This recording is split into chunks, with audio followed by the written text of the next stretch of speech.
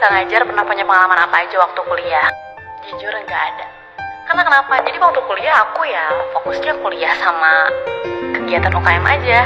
Jadi UKM aku tuh seni. Jadi ya udah aku nggak yang ikut, maksudnya nggak mengadakan les privat atau aku juga nggak part time di sekolah. Tapi aku sangat prepare kalau misalnya mau ada praktek ngajar, maupun yang kelompok ataupun individu.